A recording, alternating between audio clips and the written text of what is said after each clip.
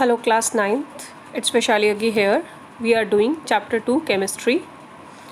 We are continuing from the second video. It's a third video. Third video में मैं आपको बता रही हूँ, देखो जो इस सॉल्यूशन है, मैंने आपको लास्ट वीडियो में बता दिया था सॉल्यूशन क्या होता है। होमोजीनियस मिक्सचर है जिसमें एक जैसा रहता है। अलॉय भी बता दिया था आपको। अलॉय मिक्सचर होते हैं दो या दो से ज़्यादा मेटल्स के या नॉन मेटल्स के, और इसका एग्जांपल भी बताया था मैंने क्वेश्चन की फॉर्म में कि ब्रास क्या होता है, जिंक और कॉपर को मिला के बनाया जाता है। ठीक है, उसके अलावा नेक्स्ट पेज जो था आपका सॉल्यूशन में मैंने आपको ये भी चीज़ बता दी थी कि सॉल्यूशन शुगर का वाटर में उसको लिक्विड सॉल्यूशन बोलते हैं। ऐसे ही मैंने सॉलिड सॉल्यूशन भी बताया आपको, गैशियस सॉल्यूशन भी बताया। फिर क्वेश्चन की फॉर्म में मैंने आपको बता दिया था कि solution of iodine in alcohol is known as tincture of iodine, जिसमें आयोडीन सॉलिड होता है सॉल्यूट और एल्कोहल क्या होता है लिक्विड। ये एंटीसेप्टिक का काम करता है। फिर मैंने एयरेटेड ड्रिंक वाला भी क्वेश्चन की फॉर्म में आपको बताया था लास्ट वीडियो में। एयरेटेड ड्रिंक होती हैं कोल्ड ड्रिंक्स वगैरह जिसमें गैस पास होती है, तो उसमें कार्बन डाइऑक्साइड गैस की तरह होता है, वो सॉल्यूट है, और वाटर जो है वो सॉल्वेंट है। नेक्स्ट क्वेश्चन ये भी मैंने आपको क्वेश्चन की फॉर्म में बताया था कि एयर जो है मिक्सचर ऑफ गैसेज है, क्योंकि कंपोजिशन बिल्कुल सेम नहीं होती है, डिफरेंट होती है। उसके बाद प्रॉपर्टीज़ ऑफ सोल्यूशन ये लेटर ऑन मैं डिस्कस करूँगी आपके साथ। ठीक है, ये टॉपिक नेक्स्ट वीडियो में आपको मिलेगा। नेक्स्ट हम कर रहे हैं कंसंट्रेशन ऑफ सॉल्यूशन की कंसंट्रेशन के बारे में।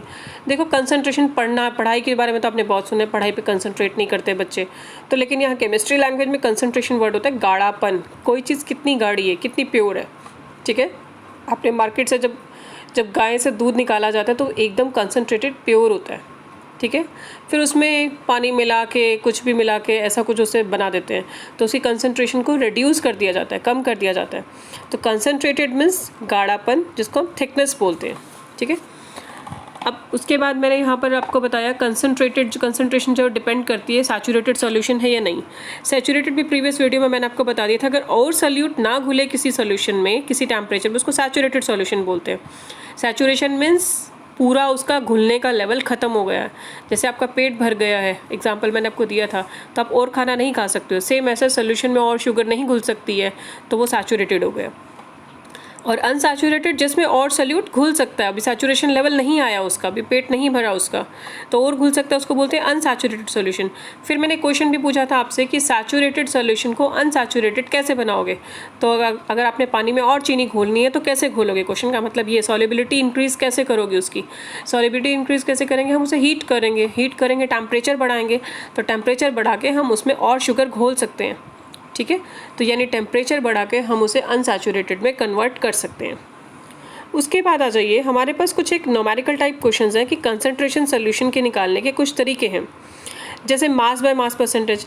अब मैं जैसे आपको बोलती हूँ 15 ग्राम शुगर को आपने 100 ग्राम पानी में डाल दिया। अब मैं ग्राम वर्ड यूज़ कर रही हूँ, तो ग्राम तो मास का ही यूनिट होता है, इसलिए इसको बोलते हैं मास बाय मास परसेंटेज। यानी क्या डाला आपने, 15 ग्राम शुगर, यानी सॉल्यूट कितना है 15 ग्राम, और सोल्यूशन कितना है 100 ml पानी, 100 ग्राम पानी में डाला आपने। 15 ग्राम नमक था, 100 ग्राम पानी था, तो 15 + 100 कितना हो गया 115 ग्राम। तो ऊपर सॉल्यूट रखेंगे, नीचे सॉल्यूशन इंटू 100। मैं इसको आपको नोट्स में बता रही हूँ कैसे करना है आपको। लास्ट आपने ये सैचुरेटेड अनसैचुरेटेड टॉपिक कर लिए थे। सॉल्युबिलिटी क्या होता है, maximum amount of solute that can be dissolved in the specific amount of solvent. जितना घुल सकता है आराम से सॉल्वेंट में सॉल्यूट उस गिवन टेम्परेचर पे, उसको उसकी सॉल्युबिलिटी बोलते हैं। ठीक है, उसके बाद आ गया कंसंट्रेशन ऑफ सॉल्यूशन, जब आप बुक में देख रहे थे। अब इसको कैसे डिफाइन करेंगे, it is defined as the amount of solute present in given amount of solution. कि सोल्यूशन में कितना अमाउंट सॉल्यूट का है वो उसकी कंसंट्रेशन बताएगा, यानी कि पर amount of solute dissolved in the given mass और वॉल्यूम ऑफ सॉल्वेंट। कि एक गिवन वॉल्यूम है, जैसे मैंने आपको एक गिलास दिया, उसमें 100 ml पानी आया हुआ है, तो उसमें आप कितना सॉल्यूट घोल रहे हैं वो उसकी कंसंट्रेशन बताएगा। ज़्यादा घोलते जाओगे तो ज़्यादा गाढ़ा हो जाएगा, तो कंसंट्रेशन बढ़ती जाएगी। ठीक है, तो कंसंट्रेशन किस पे डिपेंड करती है कि आप सॉल्यूट कितना घोल रहे हो उसमें, राइट। तो कंसंट्रेशन ऑफ सॉल्यूशन कैसे निकालोगे, amount of solute upon amount of solution.